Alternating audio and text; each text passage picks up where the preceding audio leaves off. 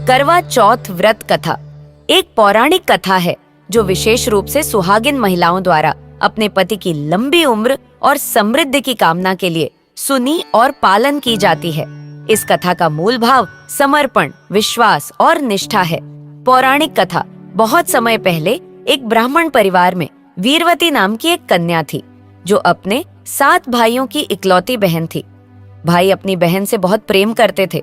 जब वीरवती का विवाह हुआ तो वह पहली बार करवा चौथ का व्रत करने अपने मायके आई। उसने करवा चौथ के दिन निर्जला व्रत बिना भोजन और पानी के उपवास रखा। पूरे दिन उसने न तो कुछ खाया और न ही पिया। शाम होते होते वीरवती को बहुत अधिक भूख और प्यास लगने लगी। उसके भाइयों से बहन की यह हालत देखी नहीं गई, लेकिन वे यह भी नहीं चाहते थे कि उनकी बहन का व्रत टूटे।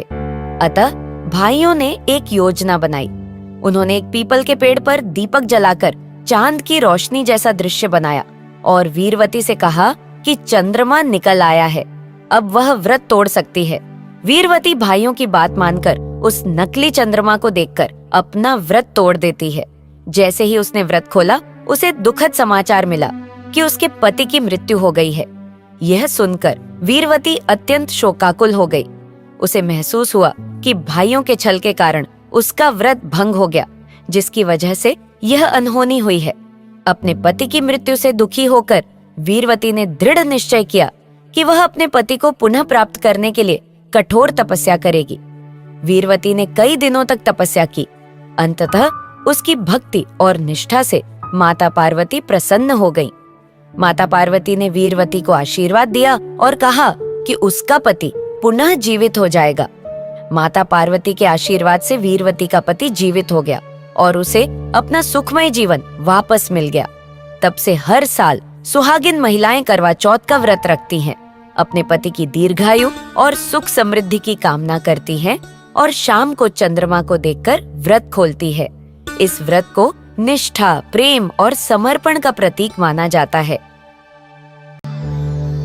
करवा चौथ व्रत कथा एक पौराणिक कथा है जो विशेष रूप से सुहागिन महिलाओं द्वारा अपने पति की लंबी उम्र और समृद्धि की कामना के लिए सुनी और पालन की जाती है।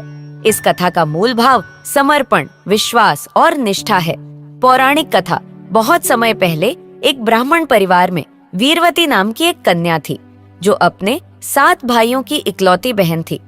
भाई अपनी बहन से बहुत प्रेम करते थे। जब वीरवती का विवाह हुआ तो वह पहली बार करवा चौथ का व्रत करने अपने मायके आई। उसने करवा चौथ के दिन निर्जला व्रत बिना भोजन और पानी के उपवास रखा। पूरे दिन उसने न तो कुछ खाया और न ही पिया। शाम होते होते वीरवती को बहुत अधिक भूख और प्यास लगने लगी। उसके भाइयों से बहन की यह हालत देखी नहीं गई, लेकिन वे यह भी नहीं चाहते थे कि उनकी बहन का व्रत टूटे। अतः भाइयों ने एक योजना बनाई। उन्होंने एक पीपल के पेड़ पर दीपक जलाकर चांद की रोशनी जैसा दृश्य बनाया और वीरवती से कहा कि चंद्रमा निकल आया है, अब वह व्रत तोड़ सकती है। वीरवती भाइयों की बात मानकर उस नकली चंद्रमा को देखकर अपना व्रत तोड़ देती है।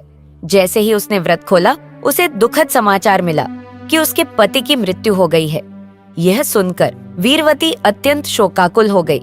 उसे महसूस हुआ कि भाइयों के छल के कारण उसका व्रत भंग हो गया, जिसकी वजह से यह अनहोनी हुई है। अपने पति की मृत्यु से दुखी होकर वीरवती ने दृढ़ निश्चय किया कि वह अपने पति को पुनः प्राप्त करने के लिए कठोर तपस्या करेगी। वीरवती ने कई दिनों तक तपस्या की। अंततः उसकी भक्ति और निष्ठा से माता पार्वती प्रसन्न हो गईं।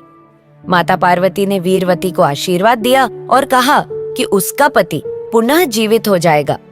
माता पार्वती के आशीर्वाद से वीरवती का पति जीवित हो गया और उसे अपना सुखमय जीवन वापस मिल गया। तब से हर साल सुहागिन महिलाएं करवा चौथ का व्रत रखती हैं, अपने पति की दीर्घायु और सुख समृद्धि की कामना करती हैं और शाम को चंद्रमा को देखकर व्रत खोलती है। इस व्रत को निष्ठा, प्रेम और समर्पण का प्रतीक माना जाता है।